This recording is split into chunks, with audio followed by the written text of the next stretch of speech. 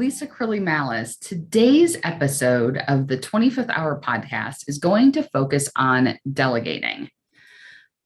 I'm going to cover why in the world should you try to master the art and the skill of delegating first. Second thing that we're going to talk about today is the 5 stages of delegating.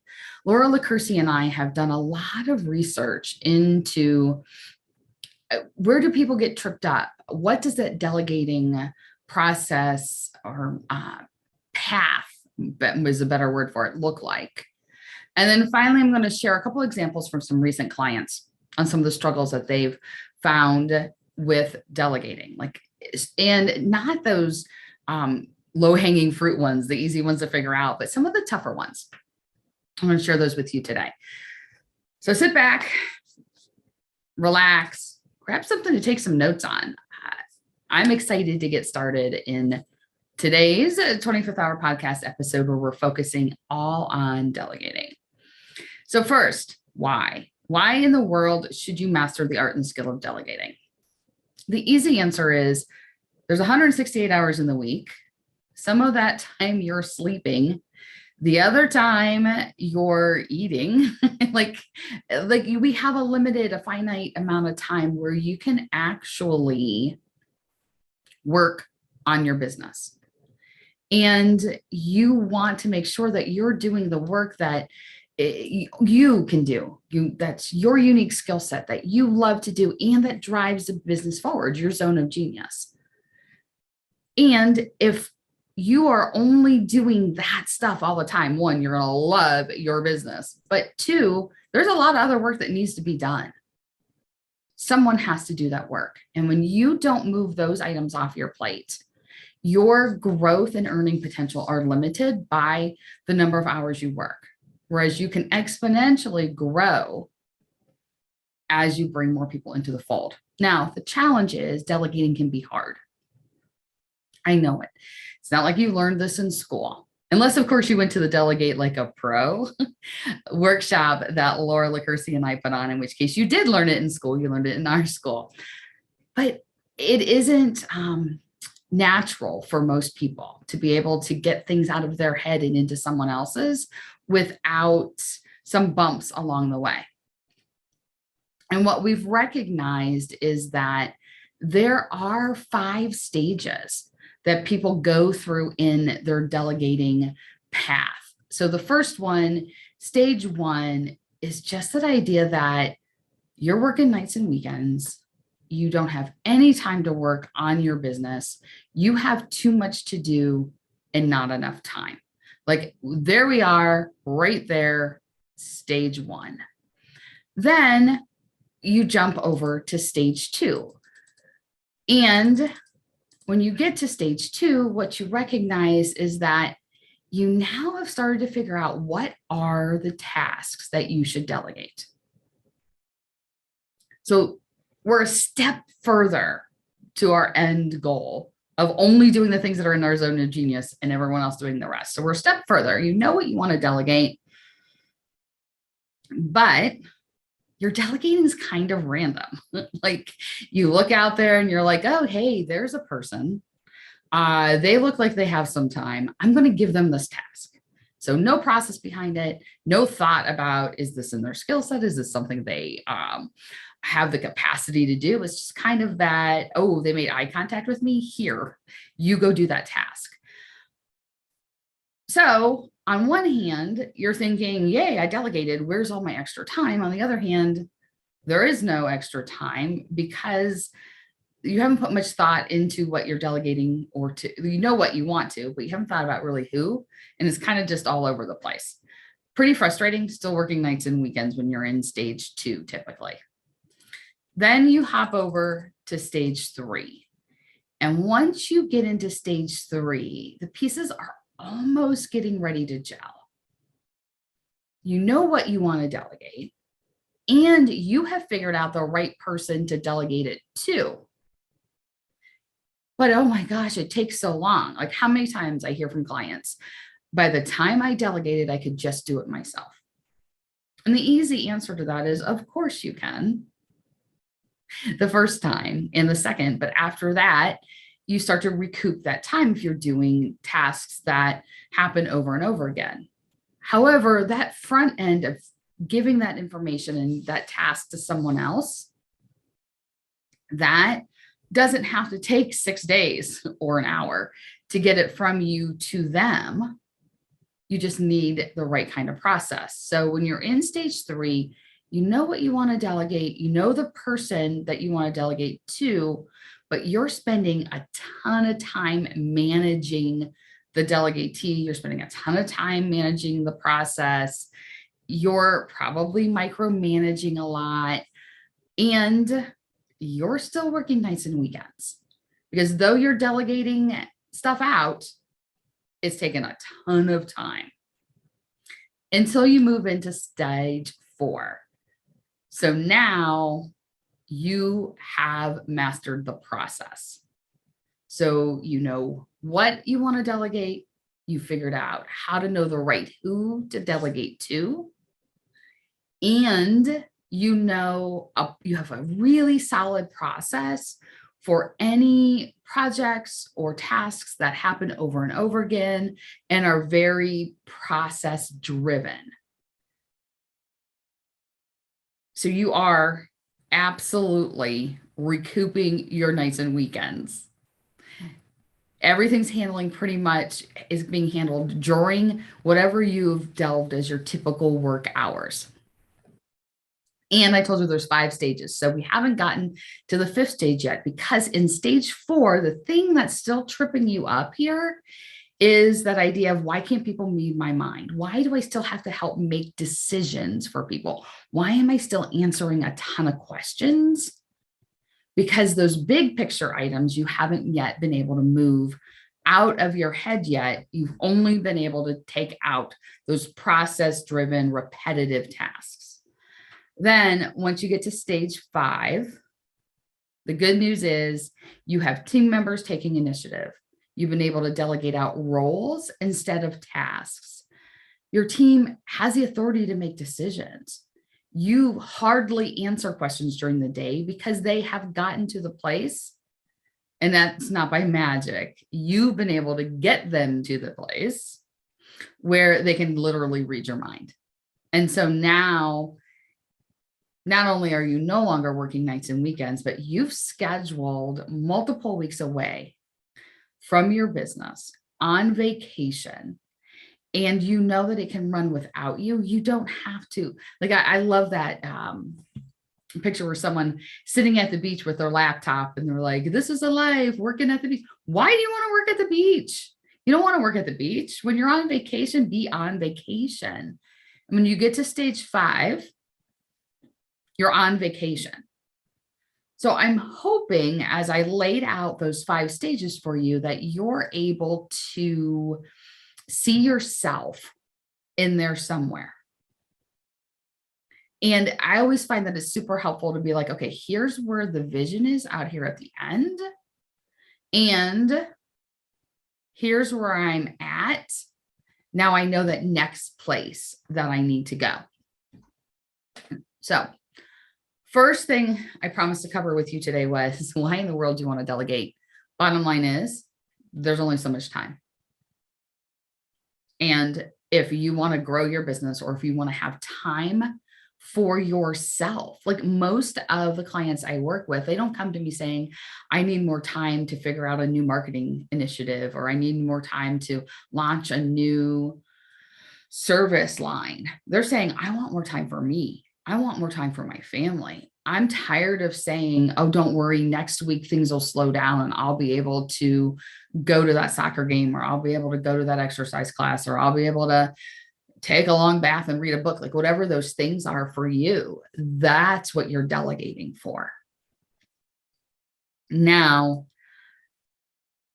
then the second thing that I promised you was those 5 stages of delegating.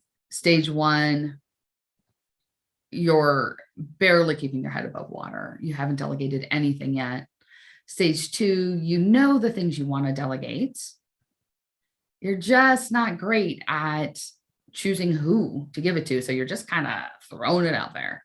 Stage 3, you know what? You're really good on who, but the process is all over the place. And it is taking you a ton of time to get that information out of your head into someone else's.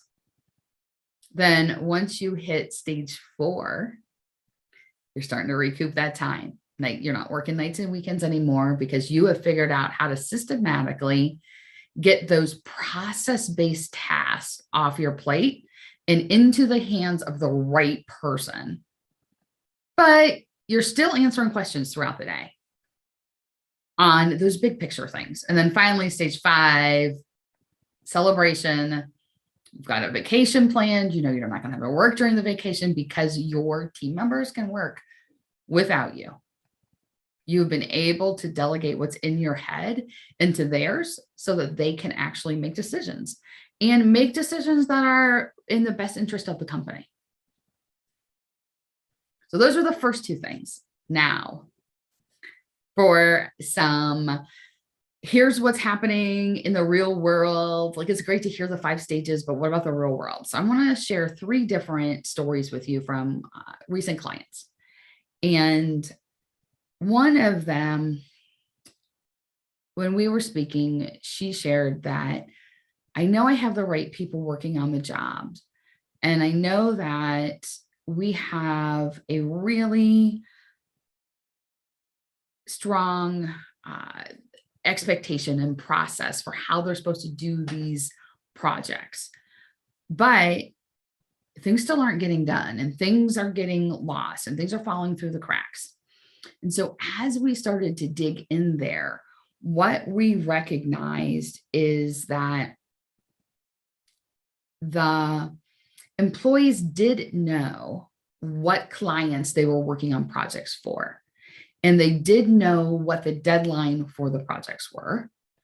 And they did have the skill set to complete the projects. So all of that was great. However, where they were struggling is that a lot of the work they were doing was dependent on getting information back from the clients.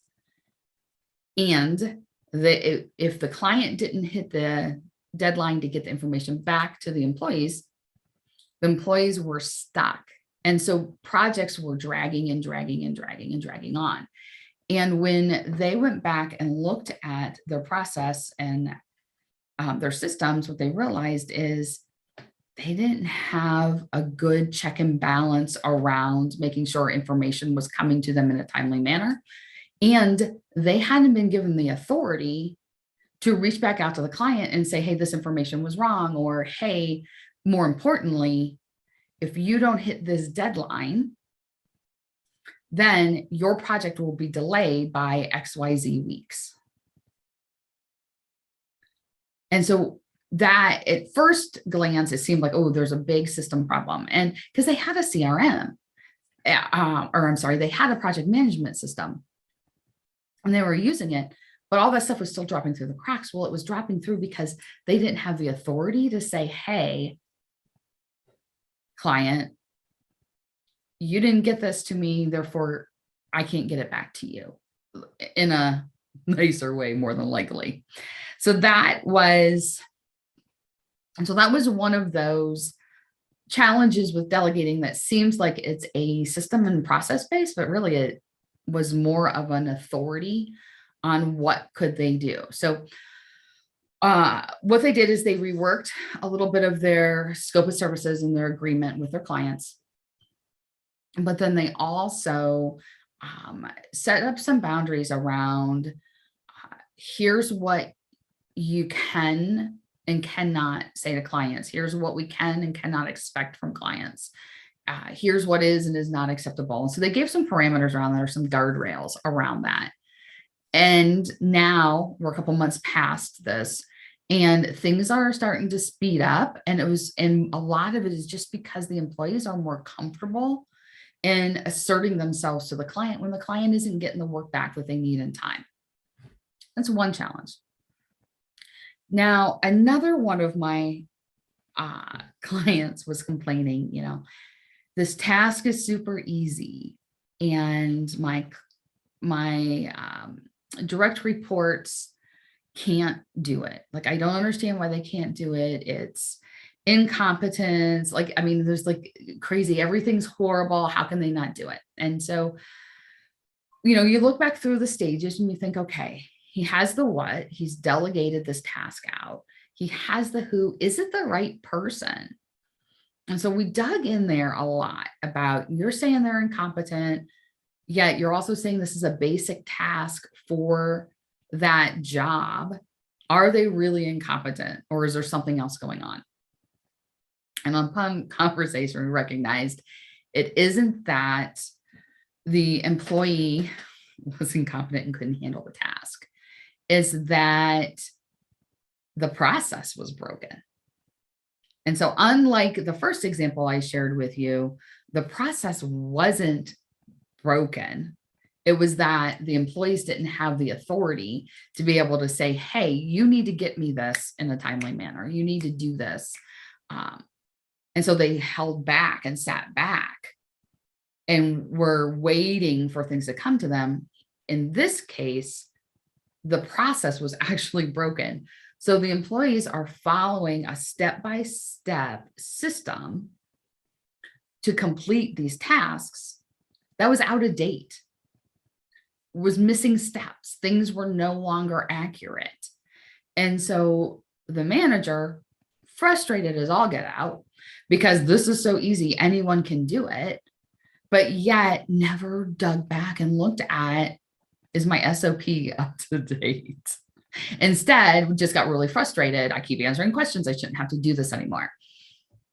And so if you find yourself, and I like these two examples because both of them seem to fit in a process piece. So they seem to fit a lot in that stage 3 area. We know the person, we know the task, but it's the getting done part that's not happening super well.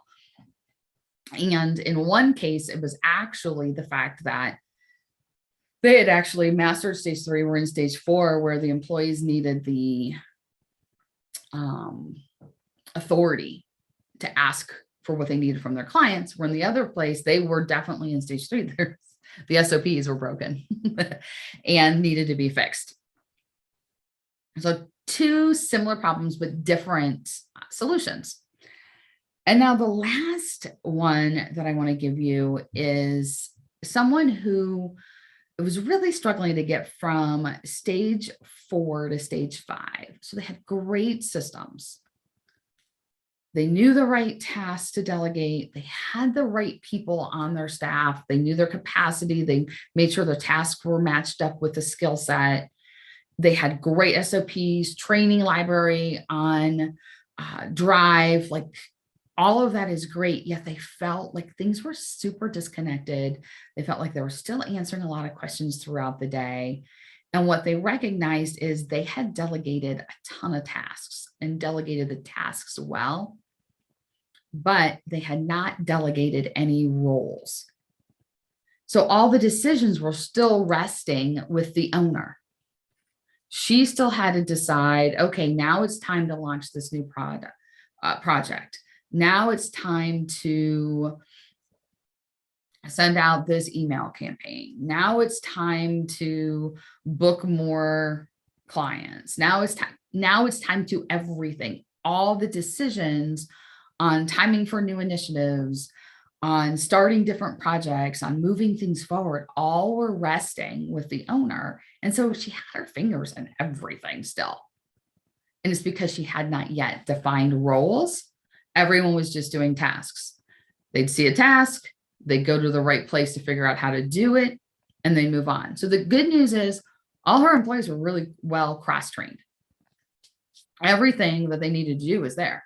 The bad news is no one was using their brain. They were just following piece by piece by piece. And so in this case, the solution is to take that step back and say, okay, we have a lot of tasks and they may seem like they don't fit together, but they're going to fall in a role. They're going to fall in a customer service role or a client care role or a marketing role or a business development role or a pay role or accounts payable role or they're going to fall into some sort of role. So let's scoop all of those tasks together and then help give some guidance to a person and say, okay, this is your role. And similar to what we're talking about in that first example, with guardrails, this is your role. Here are the things to keep in mind where you can and cannot make decisions, but let's take some ownership and move forward. Employees can't take ownership if they don't know the direction and they don't know the parameters. So I'm hoping that those 3 examples are concrete enough that you can see something going on in your business potentially and say, oh, okay, here's a path moving forward. As always, if you want more delegating information, you want to up that skill set and really nail it, because it is hard. I still every day will go back and say, oh, I could have done that better. I needed a better process. Ooh, that was the wrong person. Like, there's always a piece in there for me. I recommend our Delegate Like a Pro series. Laura LaCursey and I run this. We run it a couple ways throughout the year, all in one day. We also spread it out over multiple weeks. Choose the one that works best for your learning style. Just go to delegatelikeapro.com and there will be more information on our next session. I would love to know what most resonated with you from this podcast. So shoot me an email at lisa@impactivestrategies.com.